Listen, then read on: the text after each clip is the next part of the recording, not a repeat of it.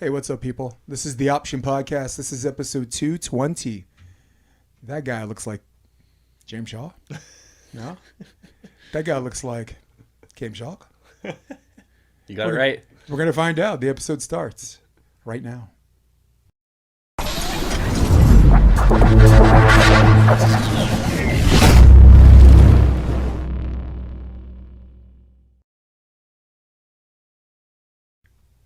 It's good, boys. How we doing? Good. Got to give the people what they want. Got to give the people what they want. Well, welcome back, guys. This is the Option Podcast. This is episode 220. I'm Jason DeBeas. That guy is James Shaw. That guy is Chaim Schalk. And you guys are in studio, and you know that central air is blowing because sometimes it could be boiling in here. Oh, yeah. You asked the tough questions. So because we have this finite amount of time, let me work the clock chronologically from present to past. Yeah. Let's start with, how did this marriage happen? How did you guys, I mean, who was your partner? Your partner was Jordan before this. Yours was? Try. It was Try. How did this marriage happen? Who wants to start first?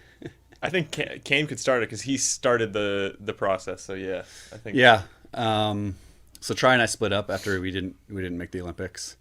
Kind of midway through the season after Huntington, and so I was kind of on the look, kind of figuring out what kind of blocker I want to play with, figure out what my future plans were realistically. I'm 38, and how much I want to play, how much I want to get on the world tour and international scene, and so it just left me like thinking quite a bit. Thought that James might be a perfect fit because he's up and comer, younger, big. He's got the size for the world tour, the big arm, and we just started chatting a little bit. We started texting a little bit, got it in the sand a couple times, and it felt really good. So that's kind of how it started. You can elaborate on it if you want, but yeah, I mean, the timing for me was sort of weird too because I was about to head out on the world tour with Jordan. Yes. And yeah, so obviously a big wrench thrown in the mix. I was sort of thinking about things throughout that process of like when I was in Stad with Jordan, and when I was in Denver with him. Right after that, we actually went to Stad and lost in the qualifier, and then ended up going back to Denver that same weekend. Wow. Playing in Denver. Whether or not that was a good idea is another story, but yeah. We wanted to just play ball, and then we went to Wapaka after that as well. And before Wapaka, I had basically sort of made the decision that I wanted to go and play with Chaim, and I thought it was a really good opportunity. I've got, this younger guy that I've been playing with, and he's sort of on the same page as me in terms of we both don't really know that much about the World Tour. We're both learning a lot as we go, and I think sort of the path I saw for myself and I think sort of him vice versa for me, Chaim sort of vice versa for me was, or for himself, I guess, was like this sort of mentor-mentee relationship a little bit, where, yeah, I knew I needed to learn a lot and probably a lot quicker than I was. Yeah. And Chaim's been there, he's done that, and I think that was pretty... That was enticing for me enough to be like, okay, I'm going to jump ship here. I know the league is happening. Like, that'll probably make the chances for us, for me making it a lot tougher, and probably for him a lot tougher too. But, we have these longer term goals in mind. And so those aligned pretty quickly, and we were like, okay, we want to both play on the world tour still a lot more. I do a ton. He still wants to. So let's try it out. Let's make it happen. And that's how it went. Sometimes I think I want to talk a little bit about having a partner where you don't have to deal with your partner, right? There are some strong personalities in every sport, right? Yeah. Football, wide receivers are called divas, right? And they're called divas because they're good, right? And because if they weren't good, we wouldn't call them anything, yeah. Right? It's just like, diva, you ain't got no name. Get the hell out of here. So you guys seem like two individuals where you're partners where you don't have to deal with your partner. How close to correct am I in regards to that? I think that's pretty accurate. Like, we both mesh in that way pretty quickly. We figured that out. We were like, okay, we're both guys that take level of professionalism to this thing, and we both there's not a whole lot of bickering back and forth. We're on the same page with a lot of stuff. So that's been pretty cool. I don't know. Yeah, no, I agree completely. I think that's the best, one of the best traits to have in a partner is to have someone who, is putting in the work and, wants it and is going to show up on time and ready to go. And like, this is a professional sport. Like, this is our job. We have our coach. Amen. Our coach is Loyola, like Jose.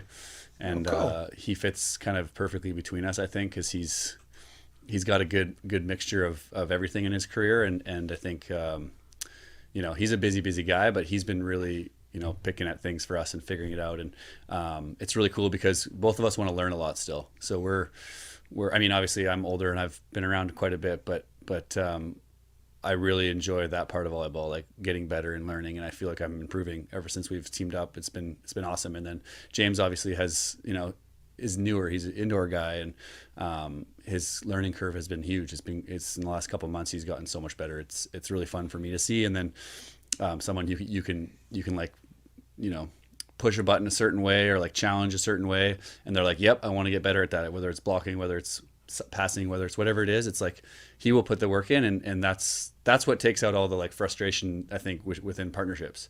I know that he's doing that, so it makes it enjoyable for me. So Jose's your coach? Yeah. Cool. Yeah. When I saw Jose first start like coaching, I remember him coaching Trevor and Reed, right? Manhattan Beach Open. That was Trevor's first win, right? And I'm like, you know what? I don't see a whole lot of actual coaching going on, but what I did see was a winner's mentality. Yeah. And so I've always, how people have labels, and me, who's the epitome of fairness, doesn't like labels, but I've always labeled him as someone who wasn't someone I saw as a coach, but a winner. But then, dude, that was 2019. This is 2024. And again, without knowing his resume before 2019, just going on the last 5 years, I kind of like what I see.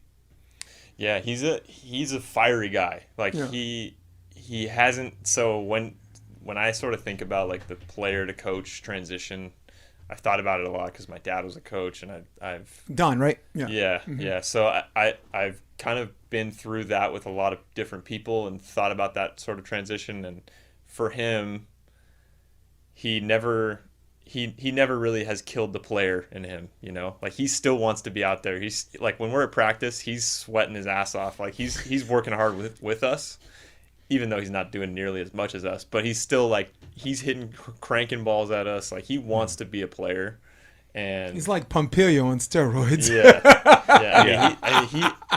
He's there. There is no game or practice where he doesn't want to win it, Right.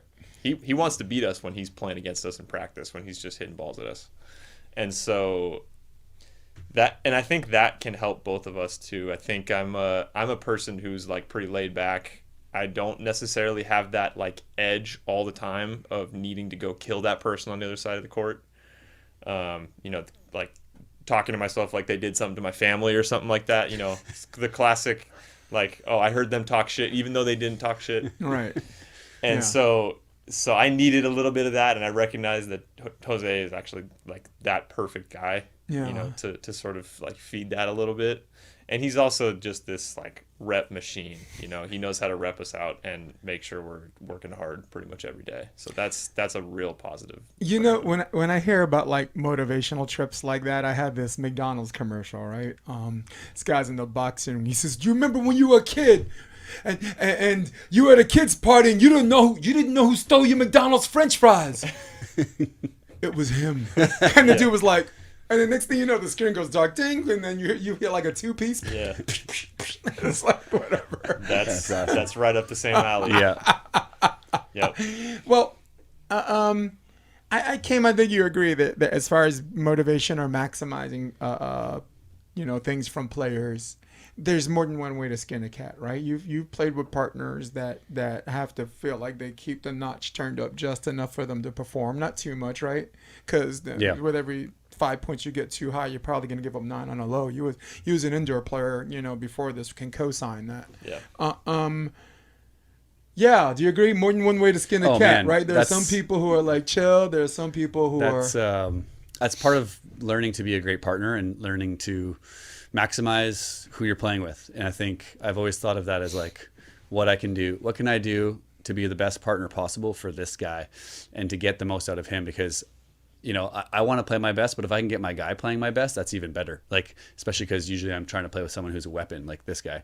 Like he's got the arm. He can serve teams off the court. Like, what do I got to do to get that confident going? He can jump set. He can move around the court. It's a lot different than, like, say, Theo. When I was playing with him and I had a different mentality where we were actually not the fiery team. We were the team that was, they called us robots. We were just like going through the like going through the motions basically, and just almost just playing efficient volleyball and lulling teams to sleep and just beating them. And that worked out really well, but it's a lot different vibe for each player you play with, which I think is like, that's the fun part about it. You learn different partners.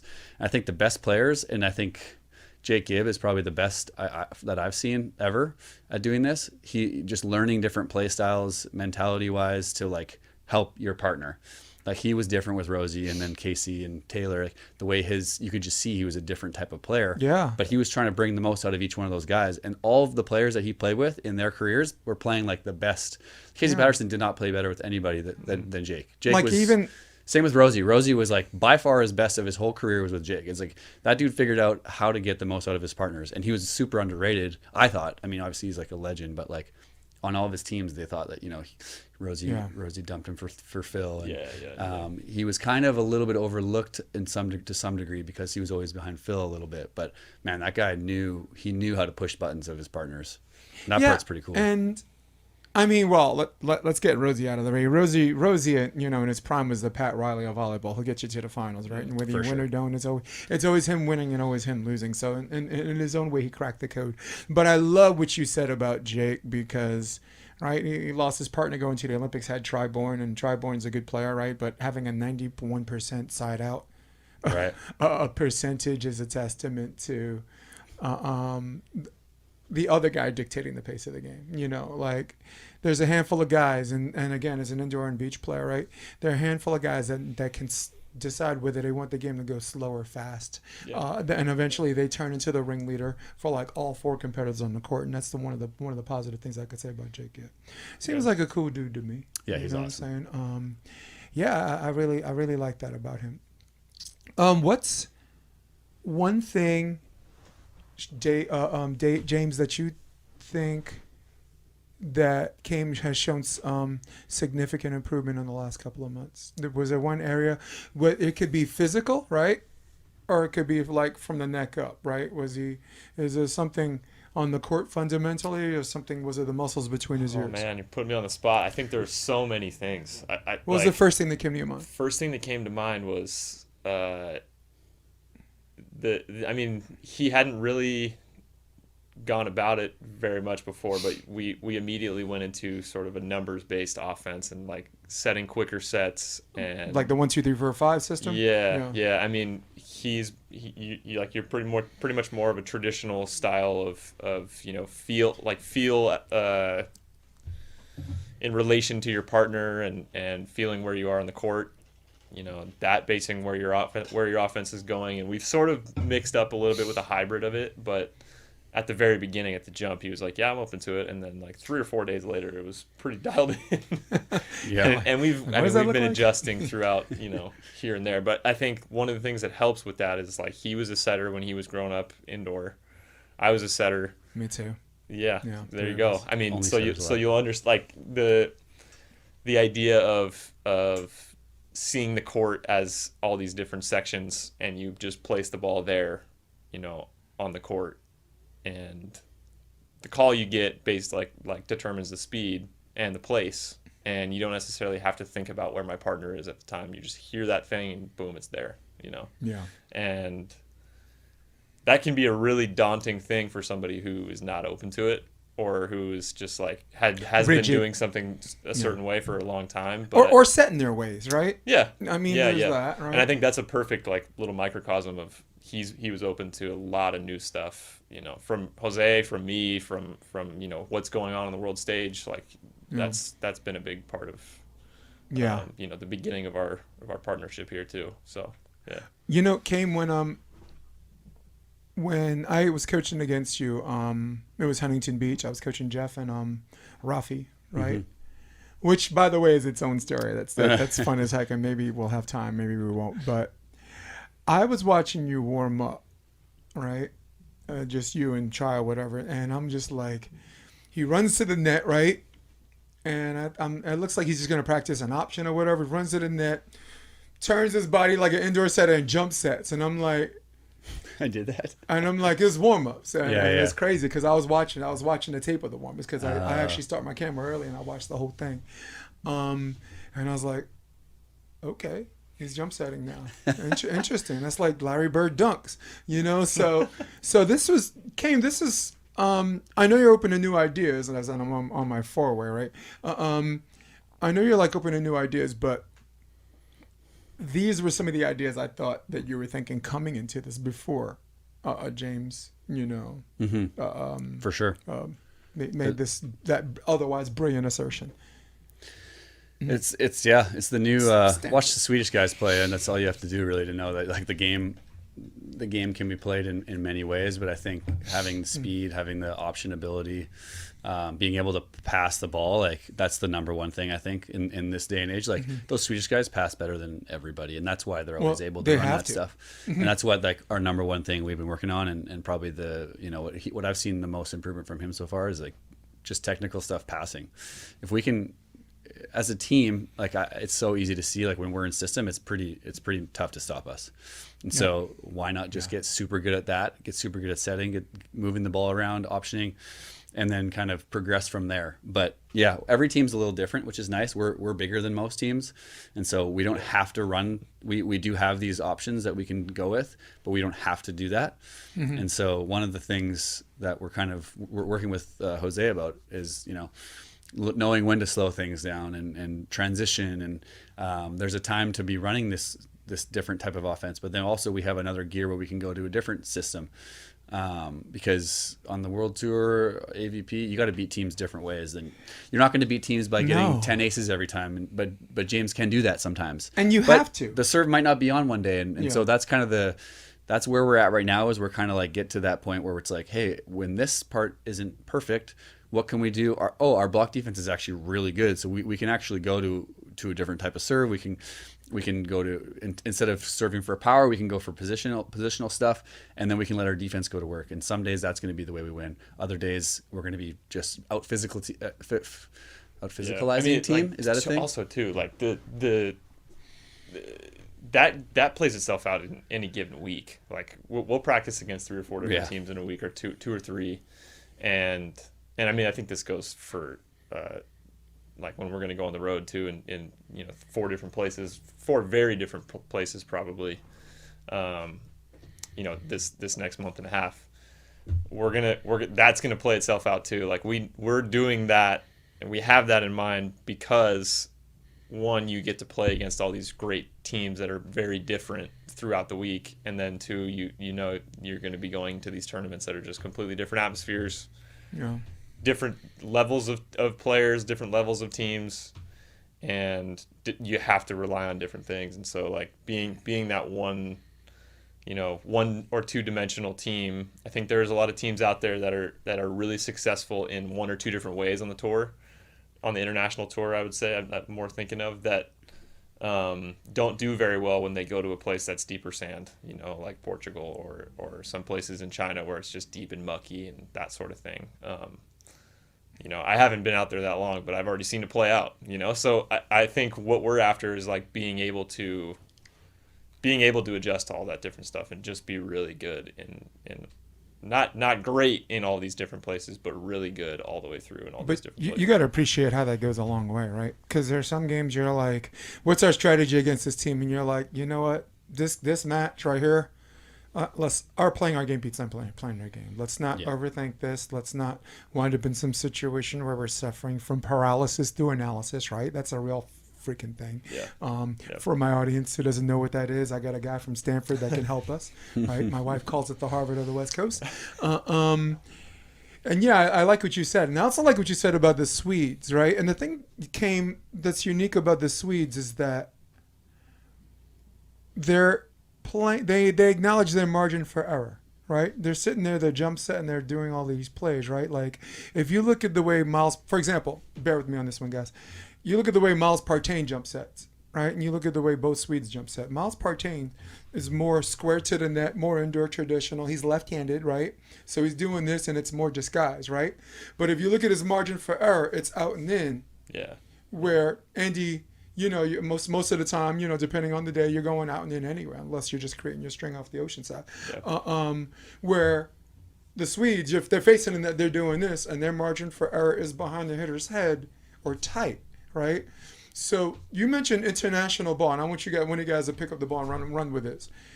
There's something about the way guys are coaching out there. They just crack the code. And there's some teams they play the Swedes. I'm like, you know what? They're in system. They got me.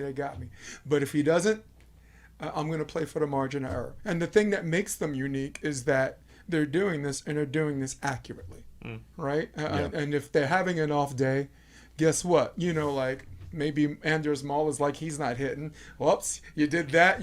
It's tight. You effed up. You know what I'm saying? So, and in this game where the siding out in system is already high percentage anyway.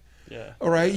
Because in theory, right, they shouldn't lose any games if they're playing their game, and that's not. And we both know that's not what's happening. Yeah. Who they lose to in pool in the Olympics? Qatar, maybe. Yeah, I think they were in a tough. They had Qatar. they had one tough team in their pool, and Qatar beat them, right? Yeah, that's right. And that's because Sharif and Ahmed played the margin of error. Yeah. Yeah. They also the interesting part about that was that like they pretty much ran their offense. They always kind of run that offense, but they also have in the final they played Germany and they didn't jump set. Right. They jump set one ball, I think, and they were just playing traditional volleyball because I think they got pretty good serving runs, and then they were kind of like, well, let's just play safe, a little bit safer than normal maybe, and just we can beat them traditional style as well, which is like that was pretty interesting just to watch, to be like, man, do we need to be doing all this stuff? And it's like, there's a time to be doing all this stuff, and then there's also a time to be slowing it down, and depending on who you're playing, and maybe they had thought that Germany had figured out the game plan on them. Maybe right before the game they're like, hey, like they have a good game plan on us, why don't we switch back to this, and it'll kind of throw them for a loop, because like Ehlers and Wickler were all out of sorts that whole game, and it was something that they were seeing completely different, I thought, from Sweden. Cool. That's kind of like that was a high IQ move. Yeah, it was. From Razzie, maybe. I don't know. Their coach is unbelievable, I think. Totally changed the sport. There's nothing in the world, as a 24-year coach myself, like living in the video room like a hermit. You know, and there's nothing like giving people nightmares knowing that there's a coach on the other side. You're sleeping.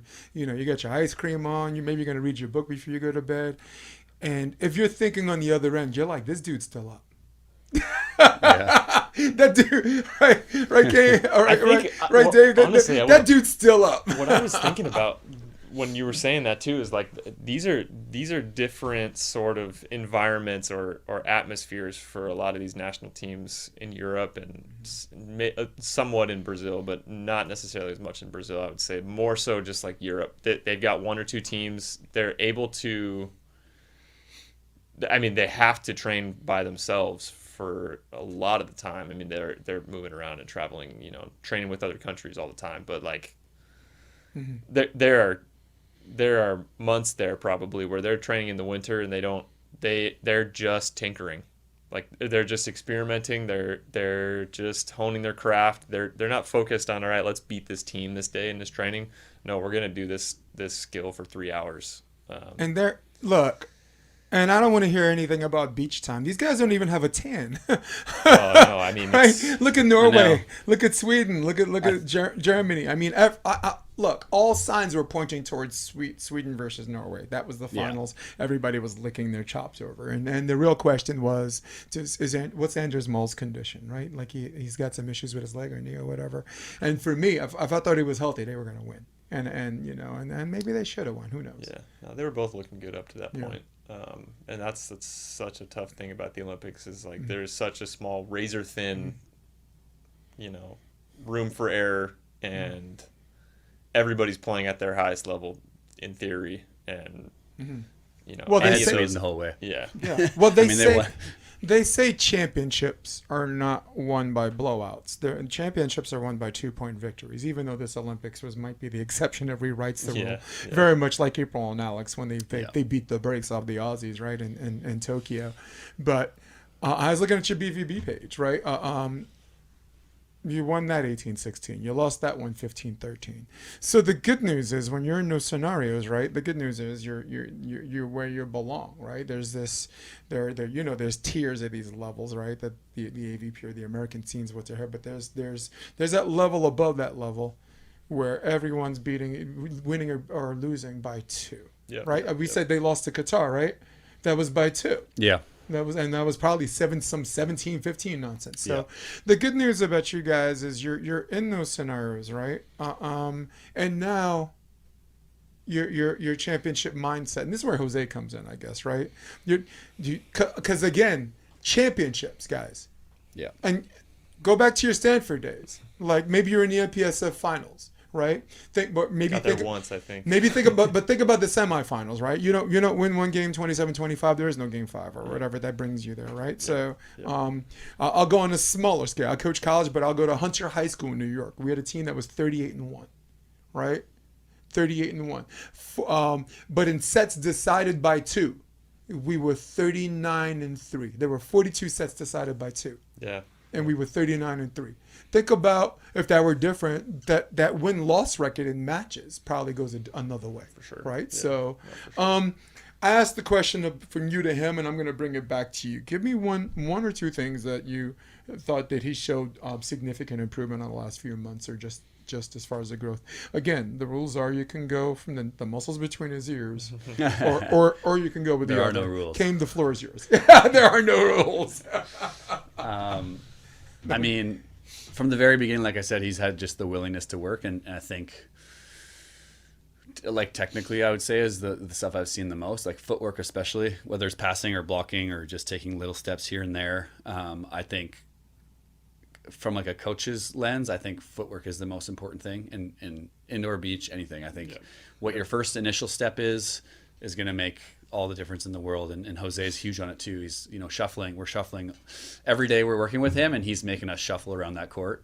And this guy's we're trying to get him a little lighter and a little lighter, because at the beginning he was like stomping these, basically just like he would leave these huge divots everywhere in the court. And that's like, the life of an indoor gangster. Come on. Yeah. We're like, why are there such huge mounds true. everywhere? And then and so he's gotten lighter and lighter and lighter, and you can see like passing wise has gotten so much better. Like obviously before you could see he'd still pass times if it's in his range, but now like his range is so much bigger because it's getting out there. And then it's the same on the block. It's like we're playing guys who are jump setting potentially, or setting shoots to the pin or back. And it's like a big guy like that needs to be able to move laterally so quickly, but like not, if you dig in, you're screwed.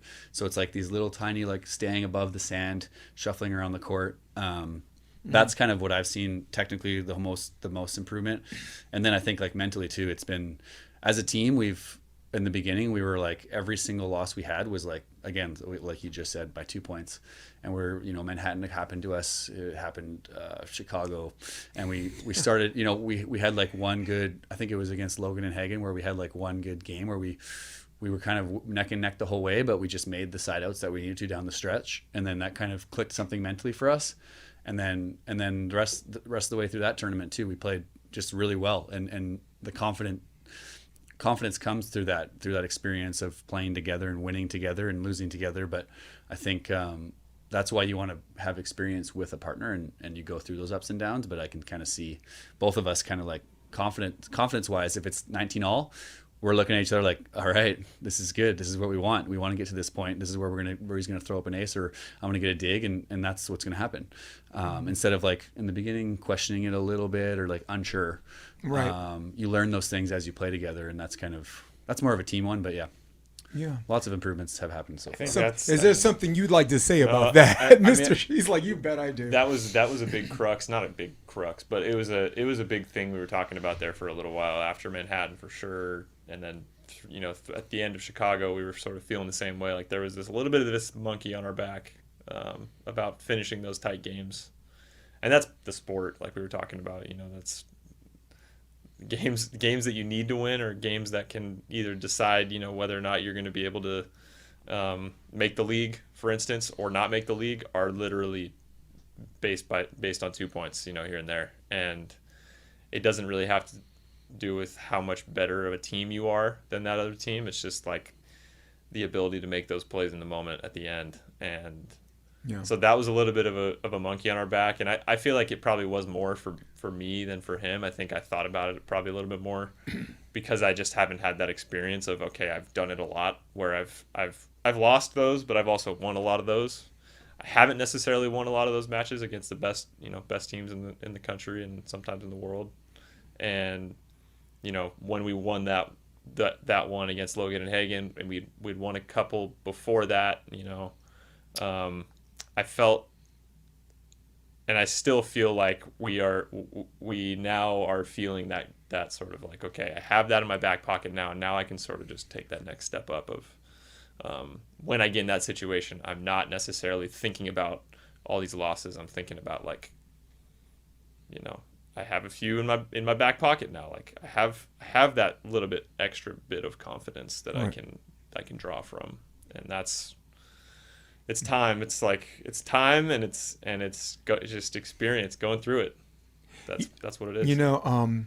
Russell Wilson, when he went to the Super Bowl, the NFC Championship game, he comes up to Terry Bradshaw and he's like, well, you've been here a few times. Any tips, right? And Terry Bradshaw said, you've got to dumb it down. You have to not make the moment seem bigger than it is, right?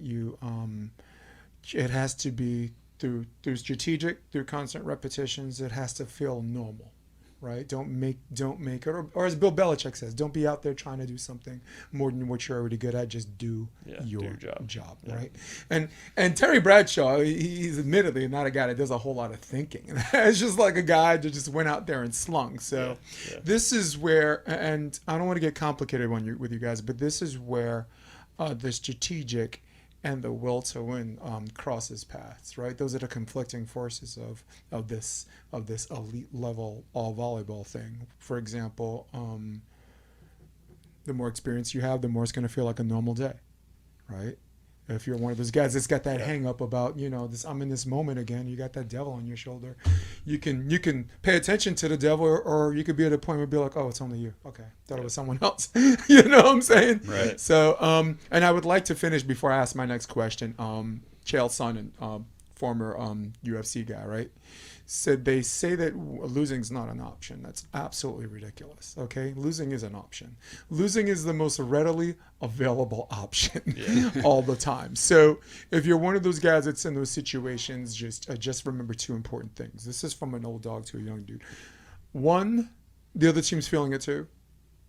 And two, two, it's not. It's natural. It shouldn't be treated like this unnatural feeling. Right, and Jose as a coach, right, he could be like, hey, next play, hey, we ain't got time, we gotta go, or you create this, you might have this environment where there's negative talk that creeps up in your head, and lucky for you it isn't. You got a great surrounding kid.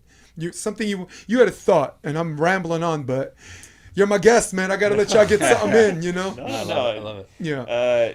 I mean, that's spot on. I think.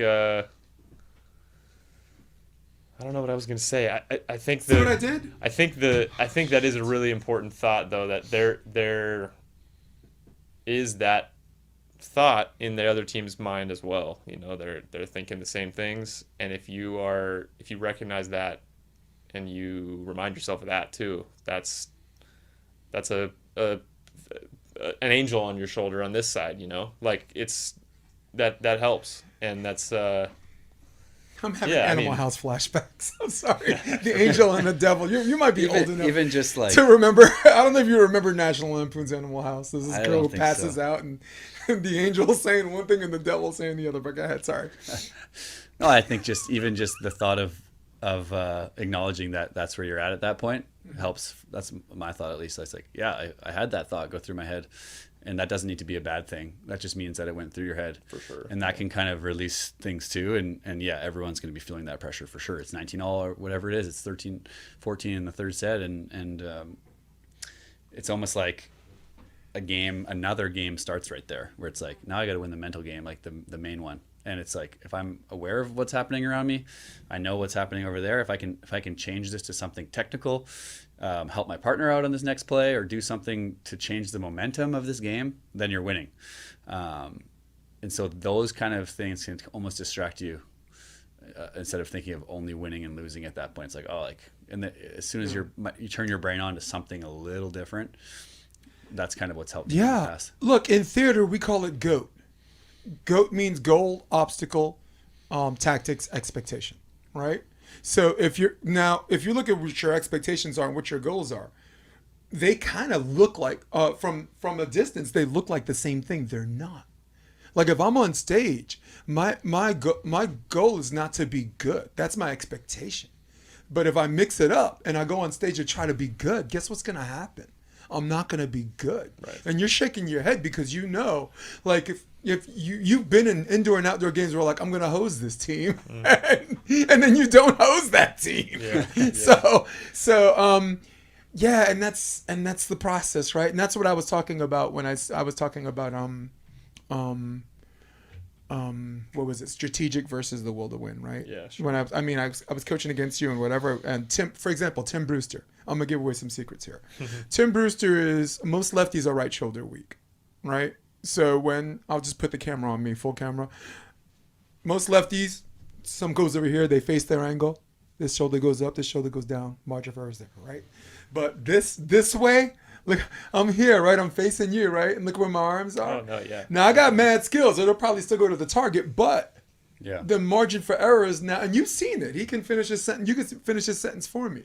So that if you have a strategy, right, the expectation kind of takes care of itself, you know? And at the end of the day, you have that thought. Please, I don't want you to forget. I'm talking too much. No, that's, I mean, that's something that we've talked about too, is there are these higher expectation thoughts. There's these thoughts of, the fears and whatever, the insecurities. And then there's that thought that I think we've talked about as a team a lot. That is like the idea that we just want to go back to tactics and task oriented and being super dialed in on those things and bringing our focus back to those things. And the rest of the stuff just sort of takes care of itself. Amen. Amen. And that's been a really powerful thing. I mean, this has been a big challenge, not a big challenge, but it's been a challenge for me through my sort of learning to play on the beach.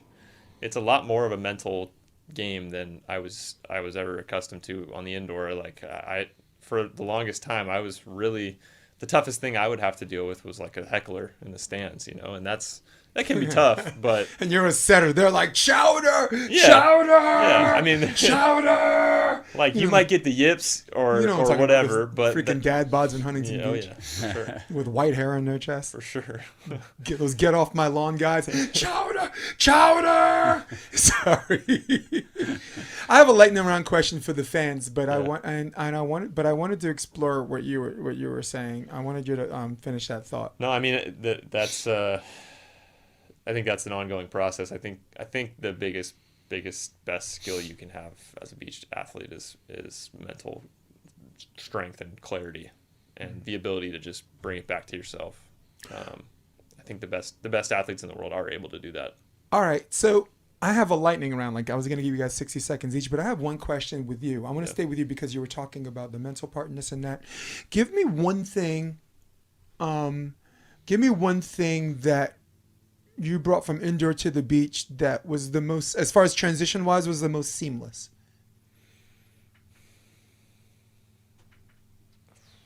I think my 20, shoulder. 20, 1, 2, 3, 4, 5. No, honestly, Whoosh. the setting was probably the second most difficult thing to take from Right. indoor to beach, because it's not a. It's, You went it's from a fast completely release to- different- yeah, it's a completely different skill, Right. and it's like learning a new skill. Isn't that crazy, So- Kame? And you're a setter too, dude, right? That's the hardest thing. Think about that. You do I something mean, I think one way your whole if life, you're you a gotta do it setter, completely different. if you're a setter, it's probably the most difficult for you to make the transition to setting on the beach, because you feel like you should be setting, boom, like that everywhere, boom, boom, like quick release everywhere. Yep. But Which is kind of turning into now. Yeah, Like, good for 10 years you. ago, you would have hated it a lot more. Yeah, like, for It sure. was like you can't have any spin on the ball. You can't. sure. Now it's like a little easier for that transition. Check, but yeah. check with your league. Sorry, Yeah. go ahead. No kidding. World Tour is a lot different than. yeah, True. yeah. But I would say the main thing for me was just like the thing that helped me the most was probably just my shoulder. I've always been I wasn't necessarily just a setter when I was playing indoor. I was playing oppo too, and I played in VNL. I played in the World Cup as an oppo. Yeah. Woo! So boys on fire, Came. I think that's something that not a lot of people actually know about me coming out here. I actually was an oppo too, pretty much my whole career, and so I feel like just as good of an attacker as I am a setter. So yeah, for those of you that don't really get like high level indoor volleyball, opposite usually goes to the best offensive player, right? In most systems, traditionally, I don't know what it's evolved into, but with a go ball, it's all things go. But me growing up, and I played a couple of years overseas, oppo went to the best offensive player, and me as a lefty, I really wanted it as a lefty, but they wouldn't give it to me. Yeah, yeah. As a lefty, an automatic. But so when I was in my 5th year of indoor, I would set, and then soon there would be one rotation like at 18 all in the set. I would go to the front row, and then the other setter would come in. They would just feed me balls through the whole front row, basically rotation. And so I would end up with like 10 kills in the match, and then I would go back to setting. And is that what they would do with you, or were you kind of like playing a full? Nice. No, in full high round school. of oppo? In high school, I played 6'2" is a little different. outside year round, and then in club, that was more what happened, where I played oppo and we ran 6'2", and I got set pretty much every ball in the front row. Yeah, it's the best. I was like, the other setter, I kept telling him like, dude, you're in this game to set me. Exactly. Like, that's the reason you're playing. This is a competition club, and let people play their role, right? But similar for sure. Yeah, I also think like the best, probably the blocker you most want to be matched up on their best attacker is usually the opposite. Like the middle can only do so much to shut somebody down on another team. Yeah, and in system, if you're you're running the right that side red blocker, you can like for sure you're shutting that best outside hitter down out the outside. Yeah. All it takes is long arms and good timing, huh? Yeah. What's your wingspan? What's your wingspan? I think it's like 6'11", maybe 7 feet. How about you, Cam? 6'6", 6'7", nothing crazy. Mine is 80 inches. Is that 6'8"? Yeah, that's a long. lot. Yeah, I'm 6'1", but That's crazy. That's I'm with long you. arms. I'm with you. Where's the camera? I'm with you. Break it out. Yeah. A walking group. Bigger than this whole screen. Look at that. Wait, insane. Let's see if I can reach Kane. Let's see if I can reach him. Yep. Look at that. All right, guys. Hey, sorry, everybody. Let's go. Hey, lightning round. This one is for the fans. Let's get that 60-second clock. We got it. Oh yeah. All right. So you guys are gonna go 1 minute apiece, and you guys get to choose. I want you to give me 3 things that you can control that the other team cannot take away. Now, one of you are assigned to 3 on-court controllables, and the other one is going to be assigned to 3 off-the-court controllables. Okay. So you guys rock, paper, scissors it, and then I'll start my clock for one of you. Who goes first? I'll take the tougher one. I'll go with off the court. I feel like that's probably tougher. All right, go, buddy. Because I have a couple ideas. So you're off the court. Okay. So I think the first thing that came to mind is just your recovery. You can always have that same routine. I'm still working on finding that. I think, especially as you travel around the world, that gets pretty dialed in, locked in. Like, okay, this is what I do when I travel to this length of flight or whatever. Film is another one. You can always be watching film. You can always be scouting the other team. You can always be scouting yourself and pointing out your own weaknesses. Those are both very controllable. All right, the other team can't make you not do it, right? Yep. Yeah. 22 seconds to spare. One more, baby. I think the you should be, I would hope, finding fulfillment outside of volleyball, like completely not related to volleyball. I think that's my biggest one. I always like to be balanced and try and find something outside of volleyball. Yeah. Wow. Nice. Right at the horn. I like that. Right at the car horn. You're right. You did give Cam. You did give him the harder one. Is that the harder one? I gave myself. I don't know anything on the court. All right, Cam. Floor is yours. 3 things on the court that you can control that the other team cannot take away from you. I'd say work ethic, like how much you're putting in, how much your team's putting in. That would be the number one thing that we can control. Team dynamic is another one, like how in sync you are, and that goes to that goes into everything, like video, just work, like learning what each other needs, being a good partner. That's kind of, I mean, I guess that's kind of putting a few things into one, but kind of like what I was talking about before about like being as good of a partner as you can be. That would be one of the number one things on the court that you can kind of do is just help your guy out. Yeah. So that's 2. And then the third thing I would say would be just mental stuff, like how tough you are, how tough you're going to be when it's all stuff we've already kind of touched on this podcast, but like the training. How tough you're going to be when it's 100 degrees in India and it's 14-all in the third set. Like how tough are we going to be? And put all those things together, and hopefully we'll be able to look each other in the eye and just be like, let's go get it. Amen. Like that's kind of my thought. Yeah. So I'll go 60 seconds. And this is more on a simplistic, like a club level, because I've been coaching a lot of beach and club and juniors and this and that. Clock.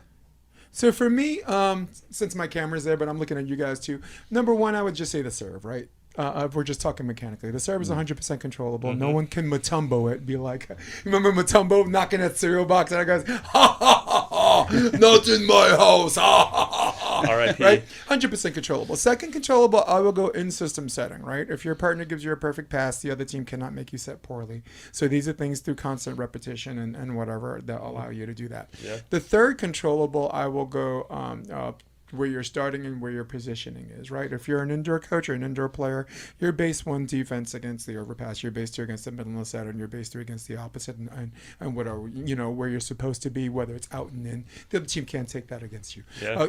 A special bonus one, I guess the unofficial one, I'll go down ball, free ball, right? Taking care of these little things. Let's say you get someone out of system, right? And they're just trying to keep it in play, but trying to keep it hard. You got to keep it copacetic and control that, right? You can't let them off the hook. Yeah. Because in games where championships are decided by 2 points, guess what? That's what. Yeah. They're the ones that matter. That's right. I'd say for sure the serve though is like number 1 though, in terms of technical stuff, like because nobody else touches the ball besides you. Yeah. Right. So it's like you can affect whatever you're doing. You can affect the other team the most by that. I'm in trouble this weekend. I'm in trouble this weekend, Cam. They gave me a team. You got a big one? I just joined a team last minute, and they gave me a team that I got kids that can't serve, and if the serve goes over, they can't defend, and on serve receive, I got what they can't pass, and if they can pass, I don't have them in a cassette, and by some miracle, the kid can set, they're not gonna hit. And today's my last practice before the tournament Saturday. Yeah. You got know what I'm doing? I'm writing down in pieces of paper, MBOH, and I'm putting them on cones. So nice. I'm going to do the rotations when we're the serving team. I'm going to do That's actually not a bad idea. I haven't heard of that one before. Yeah, that would help. I just came up with that this morning before you guys came. I'm just like, man. A little visual representation, yeah. When did you graduate Stanford? Technically 2018, but I was class of 2016. Okay. So I my last 3 years at Stanford, I left early for the national team in the spring, and so I didn't take many classes. I ended up withdrawing from most of my classes, to be honest, and then came back 2 years later and finished it up. Yeah. And where'd you go to school again? Trinity Western University. Nice. Yeah, they're volleyball powerhouse in Vancouver area. Langley, is that men's and women's? Yeah. They've both won. Did Brandy play there? No, she was with Melissa. They were at York. Yeah. And Tanisa. Other side of Tanisa Sri. Yeah. Who's that? It's Indian chick. She can go American supermodel or exotic Indian princess. She's got that kind of exotic look. They call her Tanisa Sri. And I think she played with Brandy or whatever. Nice. Okay. All right, so let's talk about where you guys want to get better. And this is not a cross thing, but this is a self-examination thing. Came, since I got the camera on you and since I suck as my own video switcher, taking my own show, I'll leave the camera on you. And I would like to ask you, what's 1 or 2 things you'd like to show a little bit of improvement or a lot of improvement going into now? It's, October right now? From now to January, where do you want to be better? Like as a team or individually or both or either? Individually, but whatever came to you, your animal impulse told you to do. Don't let someone like me get in the way. No, I think serving is kind of a big one for me. I think obviously it works as a team too, right? Because if he's feeling real good on the serve and going off, then that's cool. Like I'll be a little more tactical and smart, and but like with this Mikasa ball that we've been training with a lot lately, I think that I have the ability to affect teams pretty negatively if I'm serving really good spots and then that ball's moving like crazy. I've seen it in practice, and I think transferring that to games where it's really making a difference that way, and then hopefully opening him up a little bit to get after on the jump serve or whatever. But finding the rhythm between him and I, like who's going for it more, which obviously a lot of times it'll be him, but there's going to be times when I need to be the guy too. So I'd go with that. Just have that in your toolbox, right? Another thing for us to just, it's the main thing you can control. Like 100% control. Yeah. True. So I punt, or we punt the ball for you, for your punt return. I think the first thing that came to mind that has been what I've been wanting to get better at and will continue to be is blocking. That is probably my number one skill that's been hardest to transfer from indoor to beach in a lot of ways. Wow, you don't say. Huh. There's a balance of like taking your zone, but also like needing to shut the guy down sometimes and go take the ball. There's a lot of reading going on that I wasn't doing before. Decision making that I wasn't doing before on the fly. But sorry, what were you going to say? Isn't there a little bit of more court freedom now, where you don't have to worry about blocking lanes, or you're like, wait, there's a lot more I got permission to just go after this guy? Sweet. With freedom comes responsibility. And so that's been big for me. is knowing what I'm responsible for, taking what I'm responsible for, that sort of stuff. And so it's an ongoing process for sure. I can always be better at blocking. I think like my goal would be to be touching the ball like Andy Mole or some of those bigger guys on the tour that are like really affecting what other teams are doing, and shutting a guy down if Kame's serving tough and I'm able to go touch every single ball that they're coming back with. That makes us almost unbeatable in a lot of ways. So there's that I feel like is a huge sort of missing piece to the puzzle that I think I can get to. But both of you guys are indoor players, and both as indoor players, isn't the concept of ball hitter ball, right, still come into play from indoor to outdoor? Like Kame, the first time I saw you play, it might have been before this, but it was you and Reed Pretty, right, blocking against Rafa Rodriguez and Kevin McCulloch. Which, by the way, guys, was a qualifier game. That was my first AVP ever. It was a qualifier game, and it was right by the pier, right, where the Huntington Pier is. So you have this beautiful crowd, and it was a very center court worthy thing, because when you have the pier, and then you have everybody like, this is a match of interest, and like you got 3 AVP champs on that court, right? 2 Olympians and Kevin McCulloch, who's like a short arm savage. Yeah, he's got like these little T-Rex arms, but's got a nasty whip.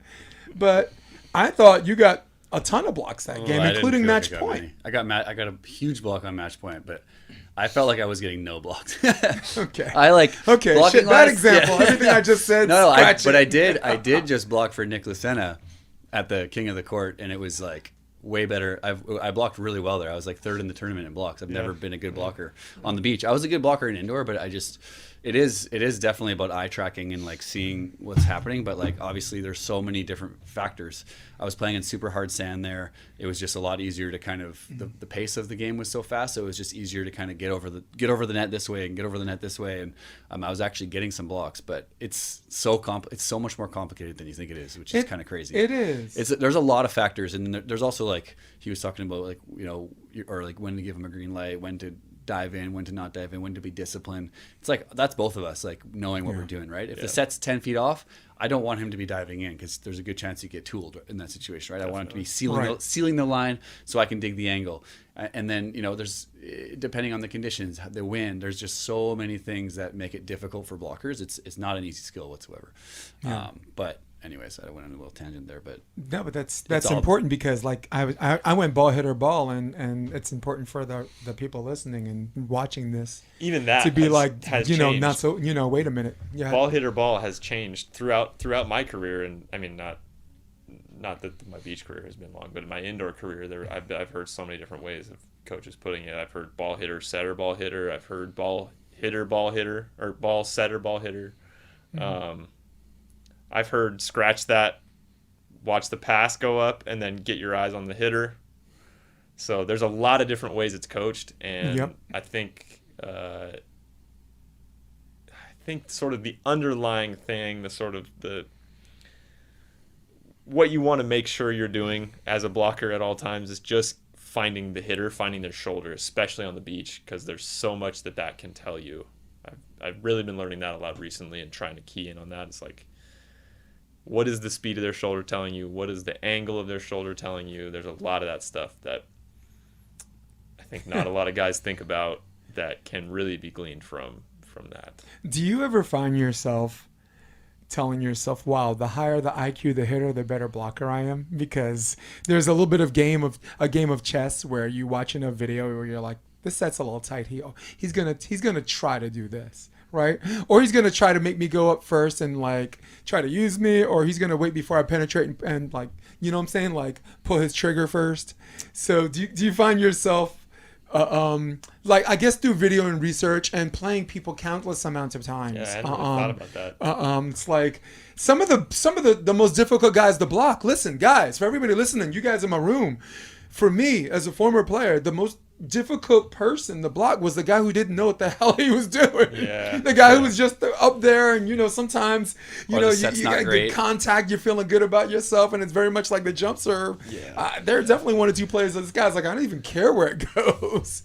I'd say like the part that is hard is that like as professionals, it's like you get game plan. Everybody's game plan. Everybody knows that I like the sharp angle. I hope so. And I don't swing as much line as some teams. But if I'm playing certain guys that I know that game plan, I'll be just more line dominant against that team, and that messes you up real quick. Mm-hmm. If you think someone's going to do something and they do the opposite, but that's what everyone's so good and they know each other. The more you play each other, the more you come up with different ideas to win. So you might have a tough match the time before, and if I'm playing a game where Theo blocks me, we had a practice with Theo a little while ago, and he was blocking me really well. And then the next time we played him, we told him to set me like 3 or 4 more feet off. And then all of a sudden I was like sizzling underneath him here, this way. The whole line shot opened up. It's like, wow, that was so much easier. But then, next time we play, he'll probably adjust his block and go a little later so that he can get the line shot. Or, you know what I'm saying? It's like it just changes all the time. Yeah. And so that's what's crazy and kind of awesome about the sport. It's like, sure, you can have a game plan, but that's very loosely tied to what actually might happen until you get hit. Game plans don't really matter. Yeah, you're like, that's why it's so important. We kind of talk about a lot of time, like, first couple side switches for sure by the technical. Let's try to see if we can pick up on a few things that they're doing. Yeah. And then, I think as long as you get after it, you're fine. Yeah. There's nothing more nauseating to fans watching the game than watching the two guys feel each other out from point one to the technical timeout. It's just one of those things for new fans who are who are interested. They'll watch a few plays, but it doesn't look interesting. Then move on, right? And those are people that don't watch the game. People already is like, all right, I'm going to watch this match. Like for example, I taped a match, an exhibition match, and this was Qatar versus Trevor and Try. It's a few years ago. No points, no money on the line. Just 4 teams, 4 guys in the South Bay beating the living heck out of each other from point 1 to game 3. It was the most exciting thing you have ever seen. I put it on YouTube, and it got more views than every single AVP finals for the last 3 years. Really? Yes, not combined.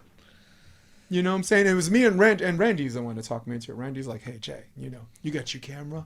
Let's talk. Let's go and let's talk smack behind the camera." So Randy, but do you understand what I'm saying? I mean, just jump out of your players' hats for a minute and just look at a match as a spectator. Maybe we'll talk about the league at some point before we get you guys out of here. That's an interesting thought, because there has to be, if you did your homework. Don't be waiting to see what they do first, man. Yeah. It's not good for the sport as a spectator. Maybe you win, but to what end? Who's going to watch your next match? Yeah. I'm sorry. I'll skip you on that. Nobody, Sorry. There's definitely some truth to that. There are a lot of people out there, a lot of athletes out there that sort of overdo the scouting, I would say, a little bit. They get hyper analytical, and that's where you start to get locked up yourself too. Mm-hmm. And then like Kane was saying, like everybody knows going into a match that the scouting report just doesn't have that much weight at the end of the day. Like there's going to be so much adjusting back and forth that it's who can adjust the fastest. It's not necessarily who's got the best scouting report going into the game. No. Right. And those matches that do get boring are the people that are just glued into their scouting report and slowing it down, talking to each other, Yeah. Came? Yeah. Yeah, I mean, he's like what he just said. Yeah, I don't have a ton to add. I think He had that look like who me? I mean, I basically said that right before, like the exact same thing. He did. I'm just sorry. Sorry about that. Got lost in translation from. Are you trying to say like start of the match? You should just be like, instead of having that feel out process, you should be on it right away. Which we try to do that. There's no question. I think I'm talking more about just getting after it. All right. Let's say there are some games where you see someone go line over, someone takes a step, and it's like, boom, you got me, right? And then there's some games where it's line over, and that guy follows through, and like a half second after the ball hits the ground, he's still hitting the ground because he's diagnosing. You know what I'm saying? Right. And which one do you think is more inspiring? In which one do you think is more entertaining? Let's be freaking real here, guys. Yeah. Don't be out there taking plays we would never, off. People paying money to watch you play. Don't be out there taking plays off. I'm not saying you two. No, yeah. I'm talking. We're talking about a real thing in volleyball here, no, right? For sure. I'm sorry if we stumbled on it, and I'm not. Yeah. Believe me, I'm not citing you two as a pretext. You came. When I saw you playing Cancun, you looked like the only guy that was having a good time out there, and you weren't. I know you. Look, you weren't. I know that. I had a great time. But you are. I mean, it was windy as shit. But it was let me tell fun. You something. Everybody else looked miserable, but he looked like the only guy that was functioning out there. Like it was like nothing was wrong. And trust me, something was wrong. All right, the match I called with you and Jordan Hopp against Samuels and Frischman. I could do a top 10 highlights off that one match alone. You were getting after it. You were entertaining as heck. Stuff blocks, guys trying to tip, you smacking stuff down. You know what I'm saying? Jump serve, boom, boom. And the only difference between you and the four of you was just Chase at the end. Yeah. It was like 10-10 game 3 and Chase got 4 aces. Yeah. He just, really? Yeah. It was crazy. And I actually commentated. Guess what? I said the last time I saw 4 aces like that was in Vegas, and that was a poker game. You know. Sounds good. So yeah, but I didn't. I hope I wasn't jumping off. Oh, no. What we're talking about, but this is. I don't know. It's the elephant in the room. This is what everybody's thinking, but don't want to say out loud. Oh, Jason, who are you to talk about them? Oh, what have you done your whole life? No, get the hell out of here with that. Let's open your mouths and talk. Mm-hmm. No, I think So I think also sort of to defend both sides. Please, yeah. Because that's like what I do best in life. This is why but this is why I asked the question. Switzerland. Yeah, Switzerland. Neutrality. There are a lot of occasions. And this is what came to mind about Denver was like, okay, conditions were perfect for that kind of a match for us to go back and forth. Sand was really shallow. It's like it's hot jumper as hell sand, out there. yeah. It's this weird atmosphere. You're not playing for a ton. It's an AVP tour event, so it's not like the end of the world if you lose. It's not the best thing in the world if you win. You're just out there competing, and so there's not that like pressure. And honestly, the sand had a lot to do with how entertaining that match was. And then you come out to Hermosa, and it's a completely different game. It's a completely different game in Hermosa. Yep. Like, it's deeper. It's a trudge. It's like you're just trying to outplay the person on the other side of the net. You're not trying to like go off, you know. And I think that's true in a lot of different sports. There's like in football, for instance, you've got games where you're playing in the rain or in the snow. You're just trying to beat the other team. Yeah, you're not going to see 500 yards passing. You're not trying to entertain That's a very good point, right? You're not going to see Aaron light it up for 400 yards in So Jets versus Buffalo game on Monday. Yes, while we understand that this is a very fan-driven sport, and hopefully we will get back to the point where they're entertained regardless, because there's so many educated fans out there about the sport. And I think they're just not necessarily drawn to it because it's so splintered everywhere. Mm-hmm. And that's a whole topic for another podcast. But I think we all understand like there needs to be that effort, and also, we're trying to win. We're trying to win and beat the other guy on the other side of the net, and we're trying to get those extra 20 points. Look, I mean, I'm a big mixed martial arts fan. That sport, as far as a spectator sport, is second only to American football and volleyball, right? And you'll see some matches that are exciting where, I guess the guys who are boozed up just want to see people just swing and punch, bite down on their mouthpiece and just like, punch each other in the face with no guard, right? And then you see some guys who are jiu-jitsu guys and some guys who are wrestlers, right? And some of those matches, for the educated fan, you see two guys against the cage, you know what they're looking for. You're looking to see if he slips that single leg. You're looking to see if he's looking for a leg trip. But to some people who are less educated, whatever, it just looks like two guys who are wrestling against the cage. Yeah. And depending on your environment, you're going to hear a lot of boos, right? Or you might see that match in Japan, right? Someone gets taken down and he finds a way to get back up, and everyone stands up and then sits back down, right? So you're right. It is. Maybe I'm a prisoner of the moment when I was speaking about that, but Colorado, it's good. Yeah. I think too, like you guys are saying, every sport's kind of like that. Where you're gonna have that moment, like that period of time where it gets real exciting, and when you have that opportunity to like really bring that energy, it's hard to like. Obviously, we go into every game being like full energy, 100% in. We work our asses off. That's what we do. Like that's why it's fun to play with this guy. It's like we know what we want. We know what we want. We're going for it. But there's also that we're going, and we have. And Jose's real good at this too. But like, there's that moment in each game where we kind of can look at each other and be like, "This is the moment right now where we step on them. Like we're up a couple points, or you can feel the momentum, and that's when great things happen. That's when you start just to really like drive it. You drive it home, and that's the part where people are reading a book and it gets real exciting, but you're not going to have that the entire match. No, of course you're not going to start that way. It's hard to have that energy the entire time for one, but it's also like you need to find that moment where there's a crack. You can see a crack on that side and be like, now, and we look at each other and we're like, now we get them. Like this is our time to actually like mess them up.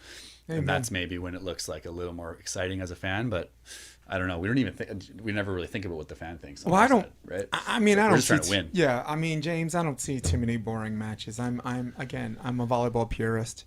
In fact, I'm not even a fan of any player because I just love everybody in the sport.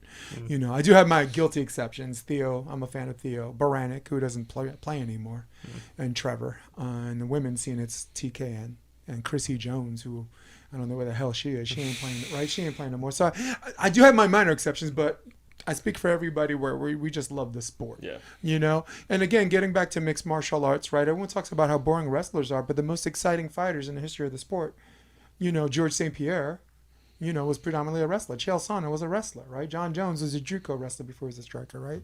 And if you think about volleyball personalities, it's not the guys who are loudmouths. Like Phil Dahlhauser didn't say a word, right? He let his play do the talking. Karch Karai brings new meaning to the term introvert, right? And yet these are the people gathered around to see. So he's quickly become one of my favorites because I saw you play because I was coaching at the time when you played Rafu or whatever. So from there, I saw you play a bunch of matches, but when I saw what he did in Cancun, only him and Carambola, his big ass smile on his face. I guess.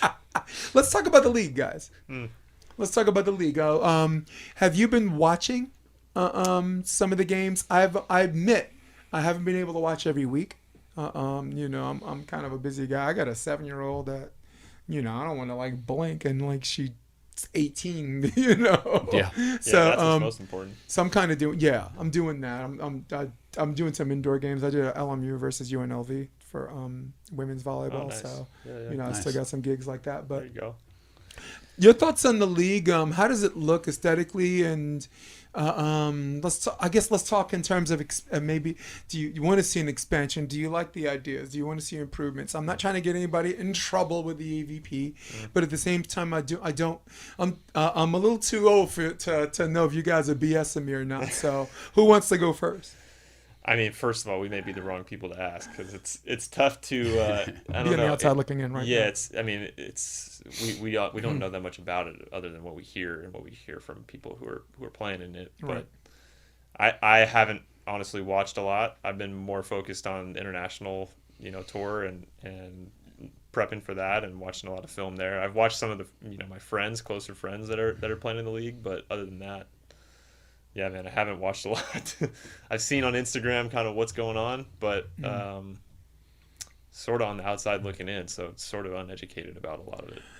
I'm guilty to say that I am too. I've watched some. I've watched when I can. I'll throw it on the Bally Live app.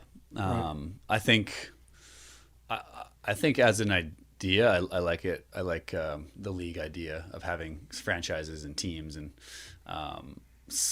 you can have eventually have other people buying teams and potentially picking up whoever they want. They or doing a draft. Doing a draft, but if a team from Chicago wants to bring us to their team, they can offer us contracts for that year, or whatever the case is. And I think that's what it's going to go to. I don't think it's going to turn into something where it's, or I guess kind of what I've maybe heard a little bit is I don't even know how many events we'll have that are not the league next year either, because they're going to try to do it in the summer too. But it might be a situation where teams just can draft the players that they think that would be the best fit for them, maybe at some point, which I think it'd be like the NBA or election by selection. You're going to get selected or not get selected based on like how good, not by points, not by if you had a couple good results at these events.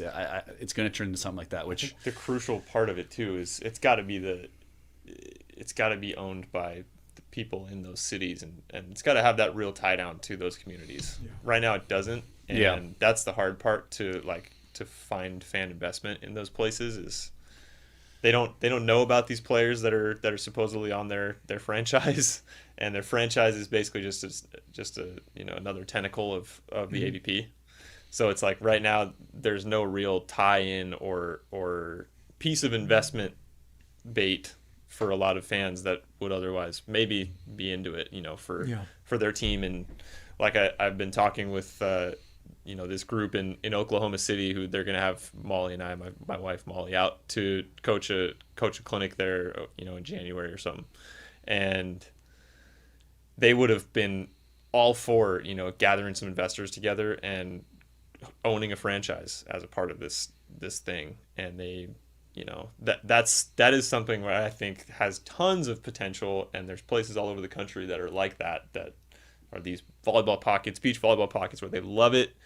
There's some money there, and the pockets are deep, right? Yeah, there's some of them they might be, and so there's like there's this potential there where I think hopefully that is where it goes. Honestly, we have no idea though. Right, Cam. I think I'll go with the obvious, right? Like the league, the only improvement I'd like to see them do is if you're gonna have cities, have home games.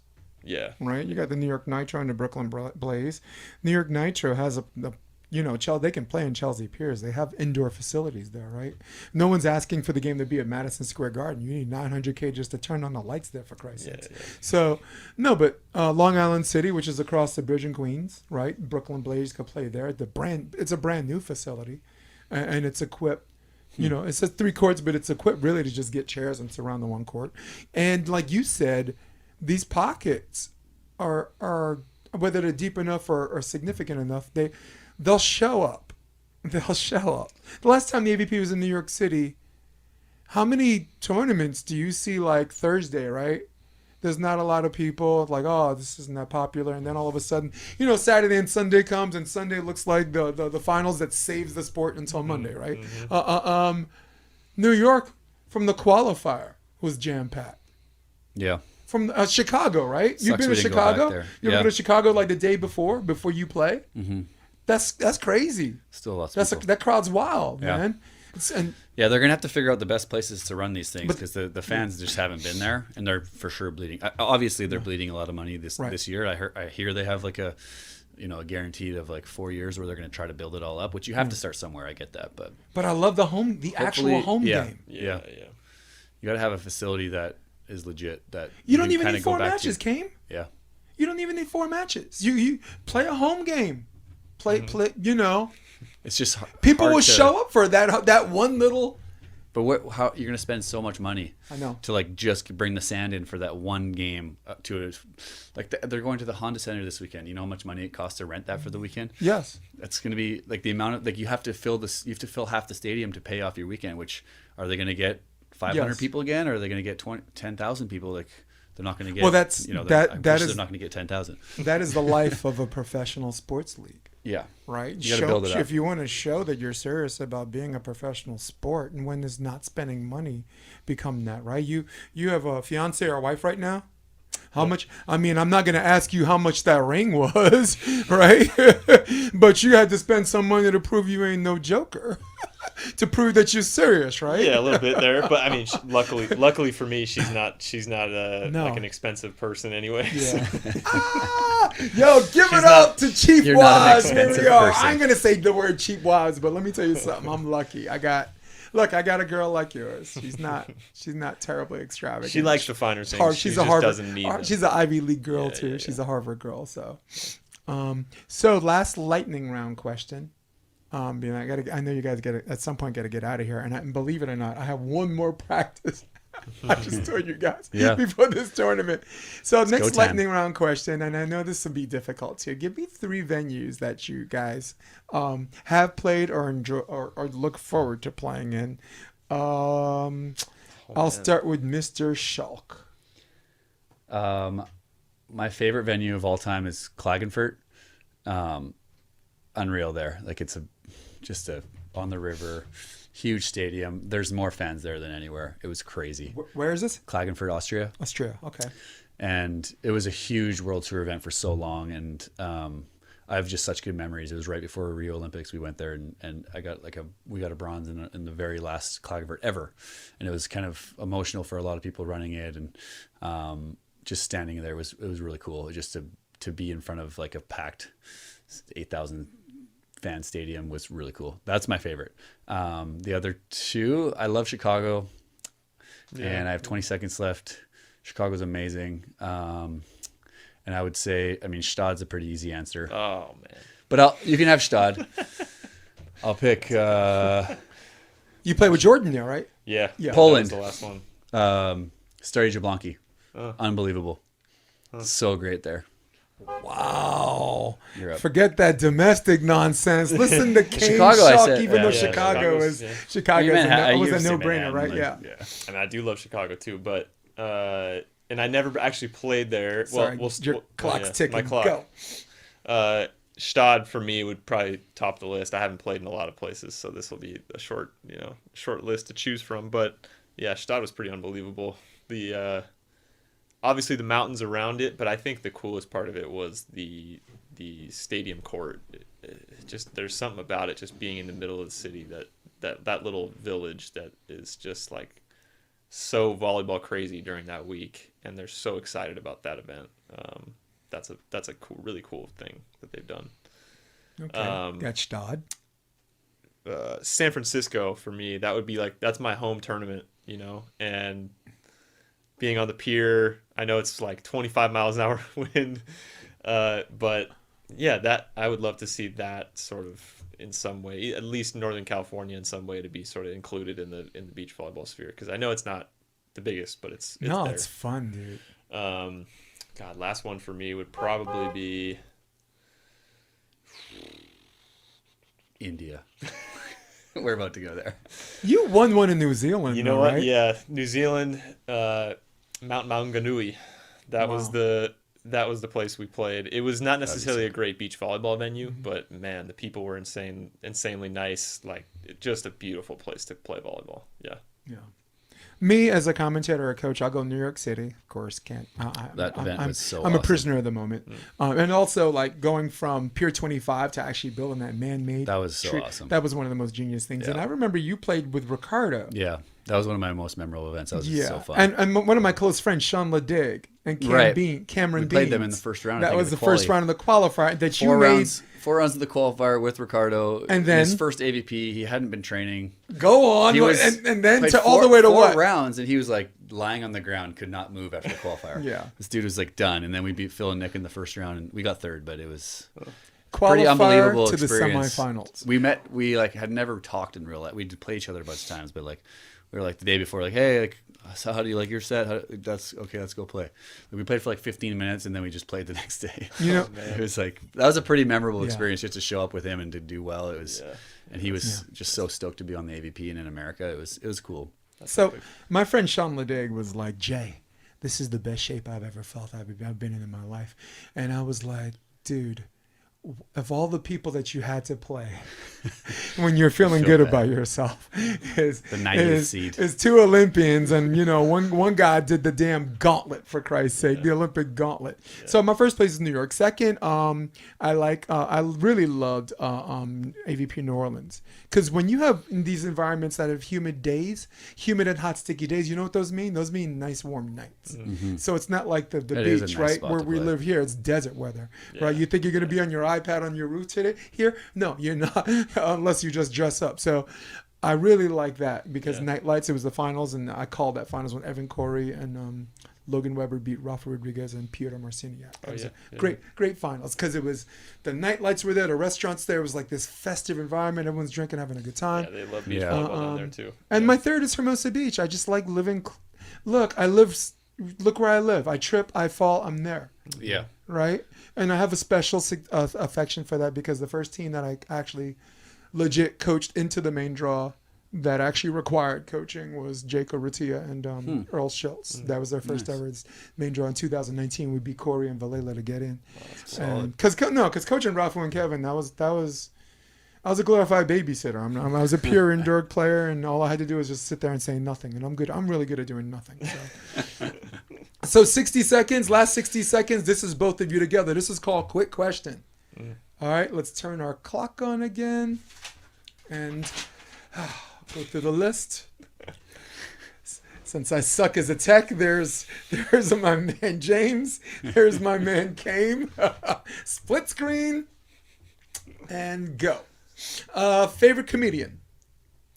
Nate Bargatze lately. Dave Chappelle. That's a good one, though. That's a good one. Wow. Yeah, he caught us all for a loop. Last good book you read?